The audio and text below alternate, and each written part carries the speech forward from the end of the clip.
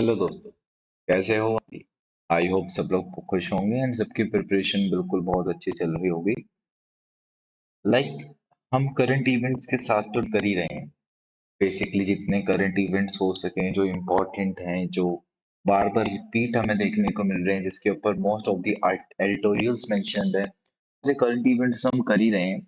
साथ ही साथ में हमारी पार्लियामेंट से रिलेटेड एमसीक्यू सीरीज चल रही थी, जिसमें हम काफी सारे क्वेश्चंस को ट्राई सॉल्व करने की ट्राई कर रहे थे, एक लिमिटेड टाइम फ्रेम कि ये समझ लें, जब हमने पार्लियामेंट टॉपिक पढ़ा तो उससे कैसे कैसे क्वेश्चंस फ्रेम करे जा सकते हैं, एग्जामिनर का थॉट प्रोसेस क्या होगा, वो किस तरीके के क्वेश्चंस हमें दे सकते हैं। तो इन सारी चीजों को समझने के लिए जो है हम यहाँ पे एमसीक्यू सीरीज लेके आए थे।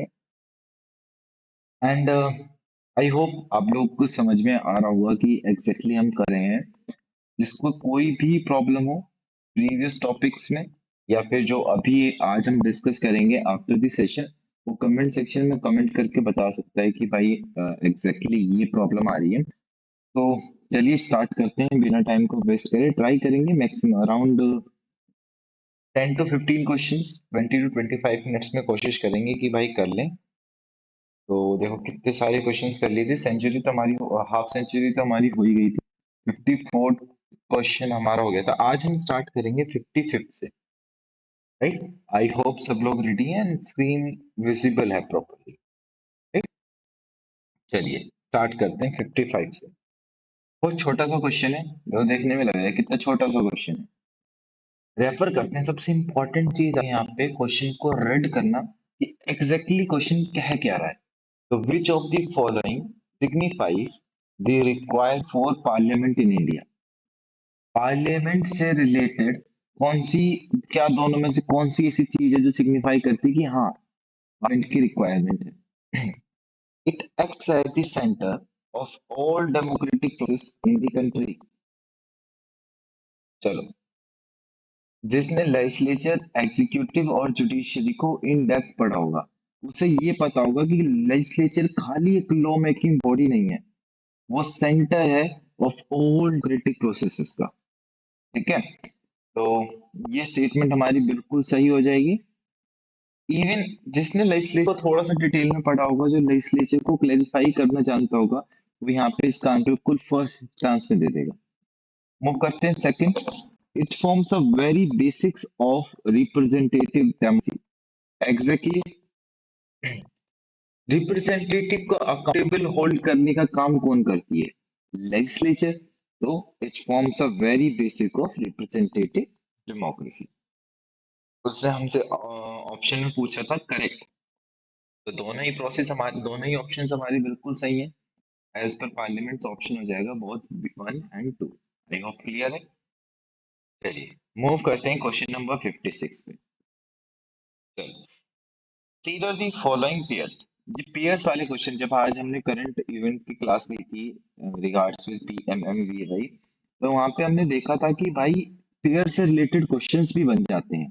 जो ये टीम से मोस्टली पेयर से रिलेटेड ज्यादा क्वेश्चंस हमें देखने को मिलते हैं। तो वैसे ही एक क्वेश्चन है, कंसीडर दी फॉलोइंग पेयर्स। ठीक है, regarding various grants made by the parliament. जो पार्लियामेंट की बहुत सारी ग्रांट्स हैं, उससे रिलेटेड बताओ। सबसे पहला है सप्लीमेंट्री ग्रांट। ठीक है, granted for additional expenditure upon some new services not contemplated। देखो ये स्टेटमेंट बिल्कुल गलत है। अब गलत क्यों है? जब हमारे पास वर्ड आएगा सप्लीमेंट्री ग्रांट, सप्लीमेंट्री ग्रांट कब दिया जाता है? मान लो किसी एक पर्टिकुलर एक्टिविटी के लिए कुछ फंड एलोकेट हुआ, एंड वो फंड टाइम के साथ साथ इनसफिशियंट पड़ गया, वो यूटिलाइज हो गया, अब फंड है नहीं, लेकिन उस स्कीम को आप कैंसिल नहीं कर पा रहे हो, वो आपको कंटिन्यू रखनी है। तो उस टाइम पे सप्लीमेंट्री ग्रांट इश्यू करा जाता है। ठीक है, बहुत सिंपल बेसिक वर्ड्स में याद रखना है इसको। तो ये स्टेटमेंट हमारी बिल्कुल सही है, क्योंकि नई सर्विसेज के लिए नई ग्रांट होता है सप्लीमेंट्री ग्रांट। नाम ही इसका सप्लीमेंट्री का ग्रांट है, सप्लीमेंट करना। जो लोग जिम होंगे वो कुछ इनटेक करते होंगे, जैसे प्री वर्कआउट, प्रोटीन्स, तो ये क्या है? ये सप्लीमेंट्स हैं।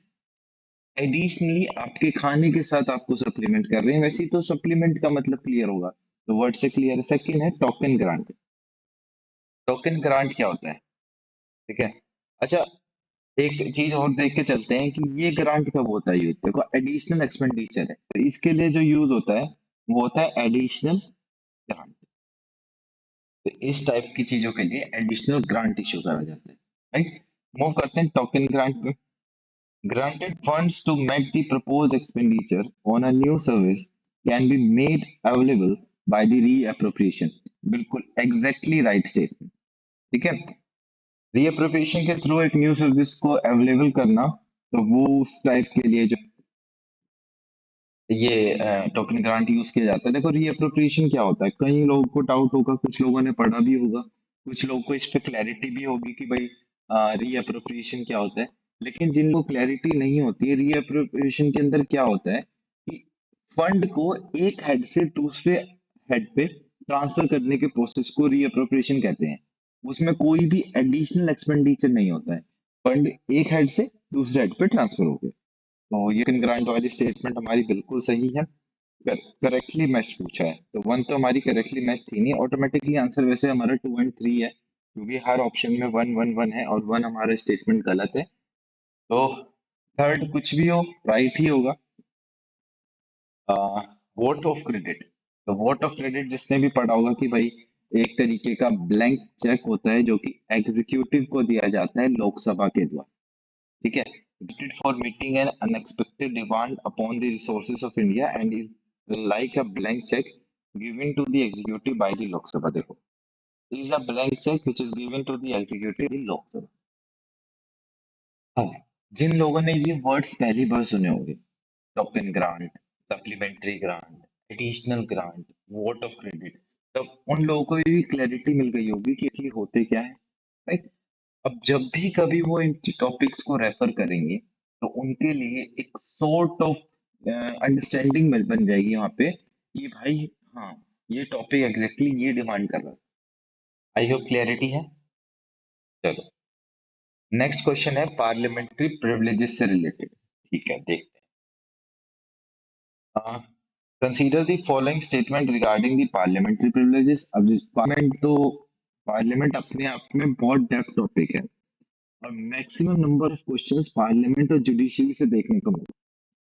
इसीलिए नहीं क्योंकि इंपॉर्टेंट है उस वे में, क्योंकि कंटेंट बहुत ज्यादा है यहाँ पे। राइट, क्वेश्चन हर एक बार देखो, जुडिशरी जब कवर करा तो हमने देखा कि काफी बार कोर्ट्स रिपीट होने स्टार्ट हो गए। लेकिन जब हम पार्लियामेंट के क्वेश्चन फ्रेम करते हैं ना, मतलब रिपीटिशन होगा लेकिन बहुत कम होगा। उस कंपैरेटिव अगर कंपेयर करें तो कंपैरेटिवली कम होगा, है ना। तो पहला स्टेटमेंट है कि parliamentary privileges are not extended to the Attorney General of India। भाई यूनियन मिनिस्टर और अटॉर्नी जनरल ऑफ इंडिया दोनों ही इंक्लूडेड होते हैं। तो ये नॉट एक्सटेंडेड गलत बना रहा है स्टेटमेंट को, इसीलिए स्टेटमेंट हमारी हो जाएगी गलत। ठीक है, सेकेंड, अटॉर्नी जनरल और यूनियन मिनिस्टर्स याद रखना। Parliament has recently made a special law to exhaustively codify all the privileges enjoyed by। Parliament ने ऐसा कोई भी लॉ नहीं बनाया है कि सारे प्रिविलेजेस को कोडिफाई करा जाए। वो 5 सोर्सेज पे बेस्ड होते हैं। देखो ये जितने भी प्रिविलेजेस है ना, ये 5 सोर्सेज पे हमें क्लासिफाइड दिखेंगे। सबसे पहला तो होगा कुछ कॉन्स्टिट्यूशनल प्रोविजंस। आई होप आपको स्क्रीन दिख रही है। कॉन्स्टिट्यूशनल प्रोविजंस, ठीक है। Various law made by the parliament, made by the parliament. तीसरा पॉइंट होगा rules of both the houses, Lok Sabha और राज्यसभा हमने कैसे कैसे देखा। Rules of houses, parliamentary conventions,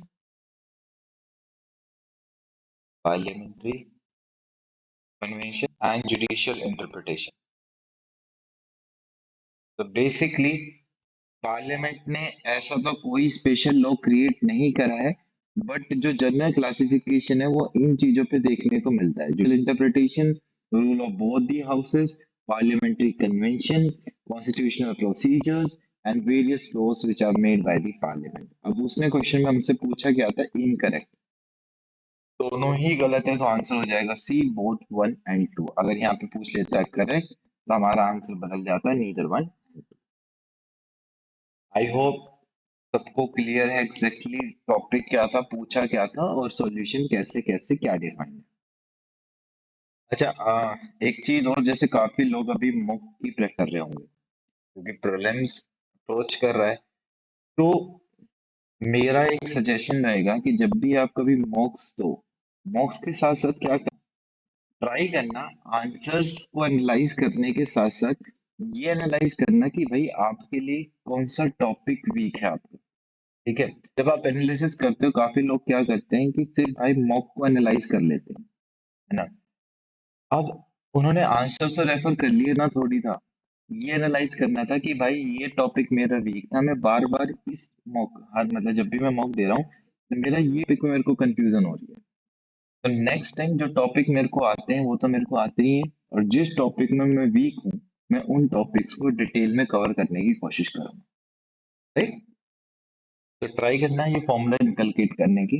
बाकी मूव ऑन करते हैं क्वेश्चन नंबर 58 पे। क्या कह रहा है?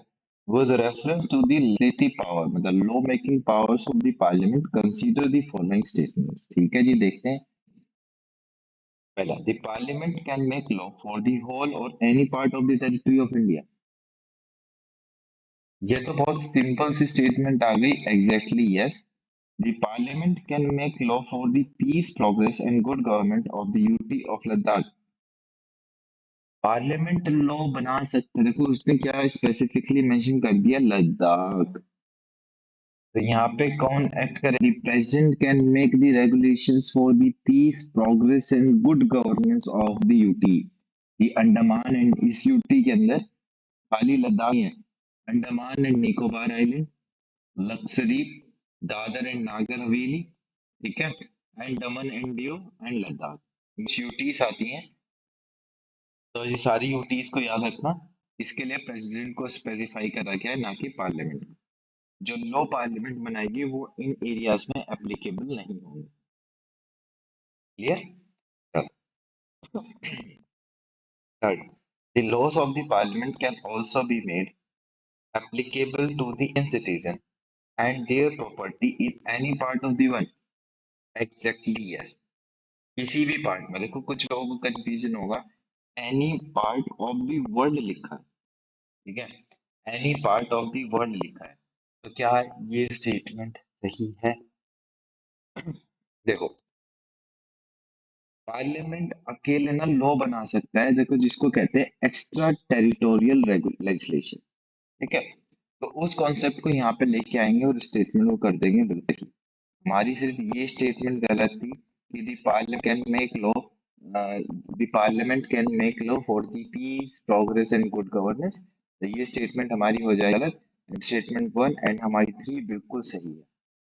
क्वेश्चन में पूछा है करेक्ट कौन सी होगी, तो करेक्ट कौन सी है हमारी? वन एंड थ्री, कहीं दिख रहा है one and three? C option. I hope clarity होगी लेजिस्लेटिव पावर्स की। चलो मूव करते हैं क्वेश्चन नंबर 9 पे। कोई भी डाउट हो तो कमेंट सेक्शन में तुरंत कमेंट कर देना, ताकि उस चीज को पढ़ सकें एग्जैक्टली भाई डाउट आ क्यों रहे हैं और क्यों आ रहे हैं, क्योंकि डाउट आने नहीं चाहिए। मैं जब भी ये रैपिड एमसीक्यू सीरीज को लेकर चल रहा हूँ, बिलीव करके चलता हूँ कि भाई आप लोगों ने एटलीस्ट एक बार पार्लियामेंट कवर करो। ठीक? कुछ टॉपिक्स हो जाते हैं जिसका यहाँ पे रिवीजन हो जाएगा, है ना।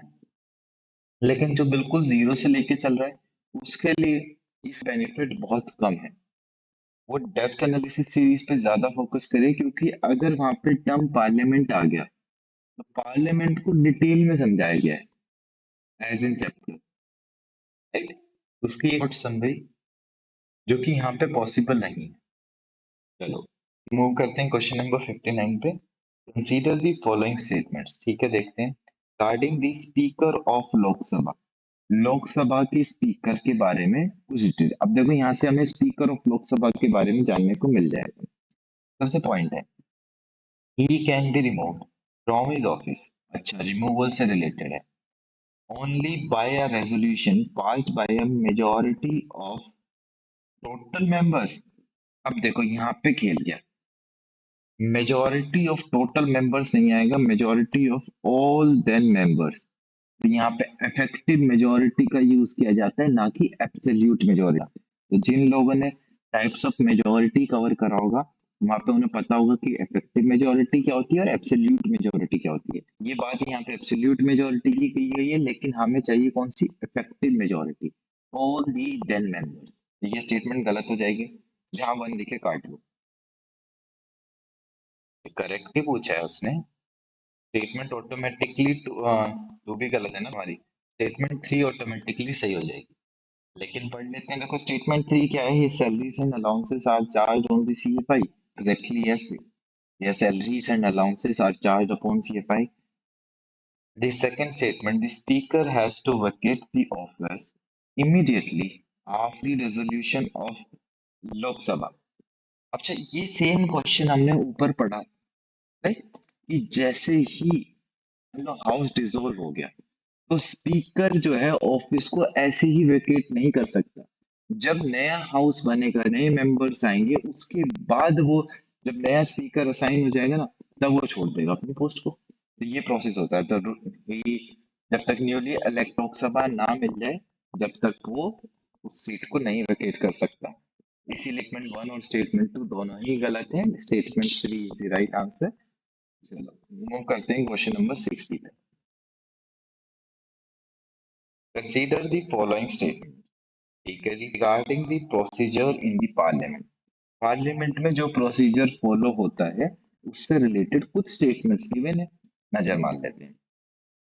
The power of adjournment sine die. अच्छा जल्दी से कमेंट सेक्शन में कमेंट करके बताओ इस वर्ड का मतलब क्या है। Sine die lies with the presiding officer of the house.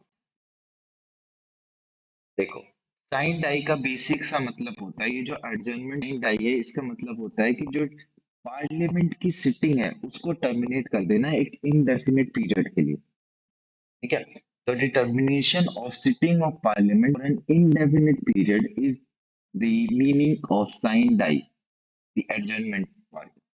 मतलब कि जब हाउस को एडजर्न किया जाता है एक इनडेफिनिट पीरियड के लिए, ठीक है, उसको साइन डाई कहते हैं। अब it lies with the presiding officer of the house. ये पावर जो हाउस को प्रिसाइड कर रहा है वो ऑफिसर, उसके साथ में ये पास ही होती है। तो ये स्टेटमेंट हमारी बिल्कुल सही है, राइट। चलो statement two, the speaker can prorogue the Lok Sabha while in session. ये जो प्रोरोगेशन की पावर होती है, ये बार बार हम पढ़ चुके हैं कि ये प्रेसिडेंट के पास होती है, ना कि स्पीकर के पास, ठीक है। तो the president can summon, the president can prorogue both the houses of parliament and can dissolve the. तो ये स्टेटमेंट हमारी बिल्कुल गलत हो जाएगी, क्योंकि it resides with the president. चलो third point, prorogation does not affect the bill, अच्छा, or any other business pending before the house। मैंने क्या बताया था, आर्टिकल्स को रेफर करते हुए चलना है। आर्टिकल 107 क्लोज 3 को एक बार जरा याद करने की कोशिश करो, तो वहां पे कुछ ऐसा ही पढ़ा था हमने कि the bill in parliament shall not be lapsed by reason of prorogation of the house, right. तो ये स्टेटमेंट हमारी हो जाएगी कुल सही। आर्टिकल 107 क्लोज 3 करेक्ट पूछा है, स्टेटमेंट खाली टू गलत है। तो जहाँ टू है वो काट दो और जहाँ थ्री है वो काट दो, automatically option B is the right answer. Clear. चलो 61 पे, 61 कह रहा है which of the following statement is incorrect. कौन सी स्टेटमेंट इनकरेक्ट है regards with the financial which is under article 117। चलिए जी सुन लेते हैं। इनकरेक्ट पूछा है मतलब कि तीन स्टेटमेंट बिल्कुल करेक्ट होंगे। देखो क्योंकि इसमें वन टू ओनली वाले तो नहीं, नहीं देखो सिर्फ चार ऑप्शन है, चार में से तीन स्टेटमेंट सही है और एक गलत है। तो दी राज्यसभा कैन ईदर रिजेक्ट और amend the financial bill. Exactly right, ये पावर राज्यसभा के पास है कि भाई वो फाइनेंशियल बिल वन और फाइनेंशियल बिल टू को या तो ईदर रिजेक्ट कर सकती है या फिर अमेंड कर सकती है। चलो, the joint sitting can be convened to solve the deadlock in regards to financial bill under article 117। Absolutely right.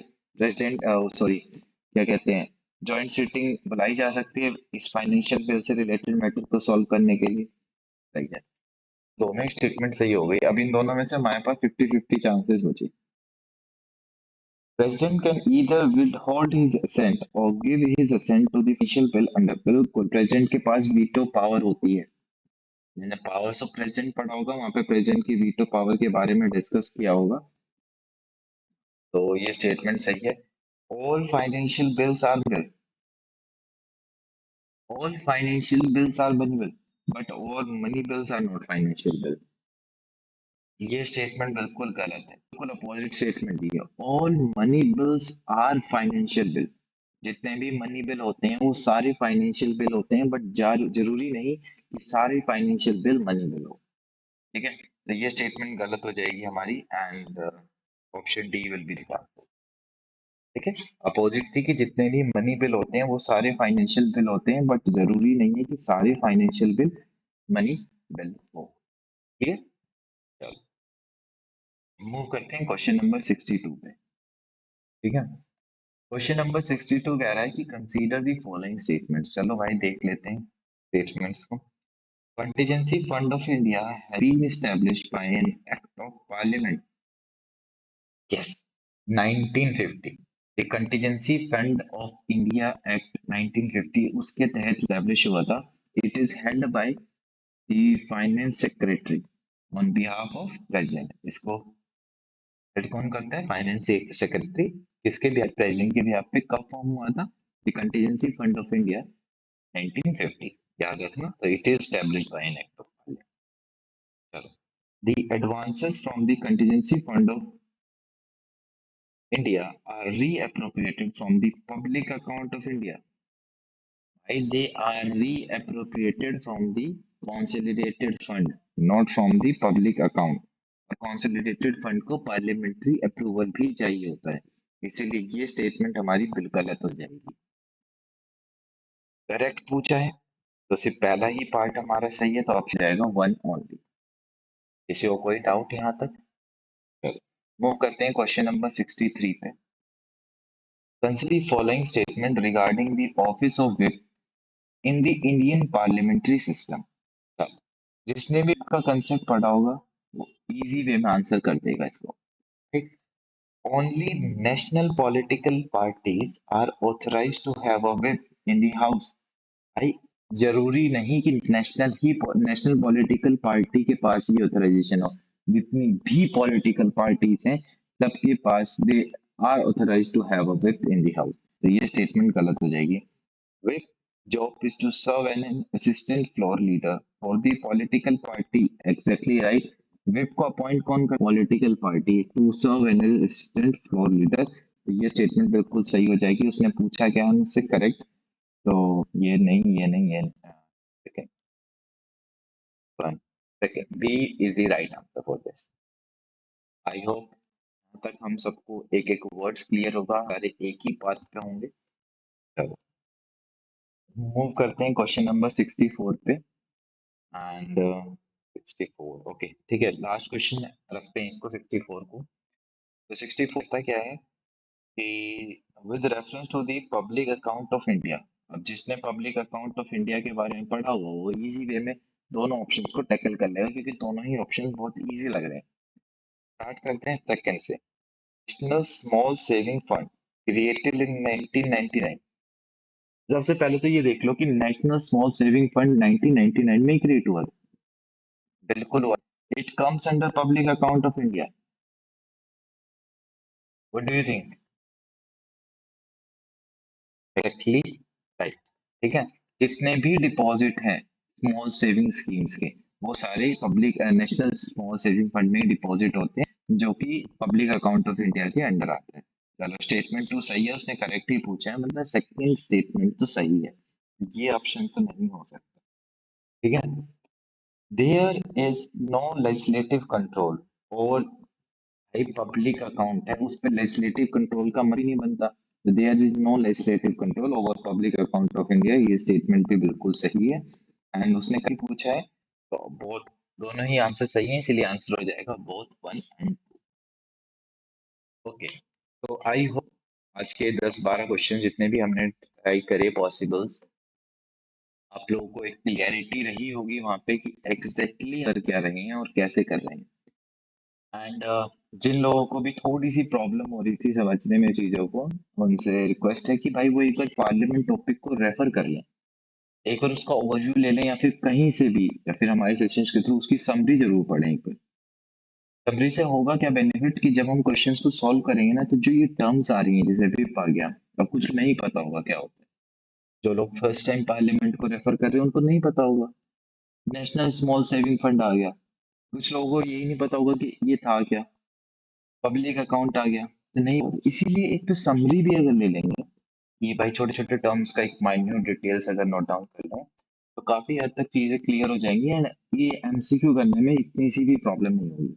तो ट्राई करना कि मोस्ट ऑफ द चीजों को इनकलकेट करके सारी चीजों को एक रेफर्ड वे में, एक सैचुरेटेड वे में लेके चलें। Thank you for the session, just thank you for listening. मिलते हैं नेक्स्ट सेशन में। उससे पहले ट्राई करना कि सारी चीज़ों को इनकलकेट करो। अगर कोई भी डाउट है तो आप कमेंट सेक्शन में कमेंट करके या फिर ब्रेनिंग पीडीएफ स्किल से कॉन्टैक्ट नंबर पे कनेक्ट करके बता सकते हैं। तो thank you for listening, see you next time.